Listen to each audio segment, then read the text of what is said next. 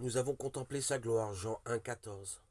L'apôtre Jean avait vu la gloire du Seigneur Jésus durant 3 ans. Et nous aussi, nous pouvons contempler sa gloire à travers le témoignage laissé par l'apôtre. Le premier chapitre de l'évangile de Jean présente un riche condensé des noms et des titres personnels du Seigneur Jésus.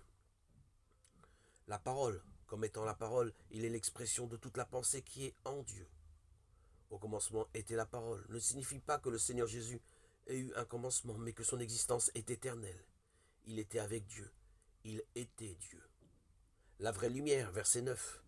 Cette lumière illumine tout homme, mais les hommes ont préféré les ténèbres. Il était la lumière universelle, il n'y a jamais eu de vraie lumière en dehors de Christ. Le Fils unique, verset 18. Le terme Fils unique ne contient pas la pensée de naissance, mais le fait que sa relation avec le Père est exceptionnelle, unique. Nul ne lui est semblable. Lui seul peut faire connaître le Père. Le prophète, versets 21-22. Moïse avait écrit qu'un prophète allait être envoyé. Les fils d'Israël devaient l'écouter, sinon Dieu leur en demanderait compte. Deutéronome 18, 15-19. Le Seigneur Jésus est ce prophète. L'agneau de Dieu, verset 29.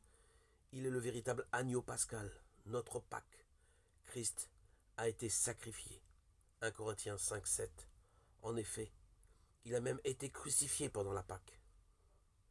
Le Messie, verset 41.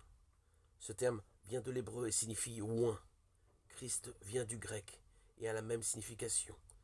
Il a été oint de Dieu comme prophète, sacrificateur et roi. Le roi d'Israël, verset 49. Nathanaël, l'Israélite sans fraude, a confessé Jésus comme fils de Dieu, roi d'Israël. Sa confession s'accorde avec le psaume 2, selon lequel le roi sur Sion est le fils de l'Éternel. Psaume 2, 6, 7, 12. Le Fils de l'homme, verset 51. Il y aura de plus grandes choses que Christ, régnant sur la terre, son règne s'étendra aussi sur les cieux. Car dans le règne de 1000 ans, le Fils de l'homme sera l'objet du service des anges. Nathanaël n'avait pas envisagé cela en pensant au Messie lorsqu'il était sous le figuier, verset 48.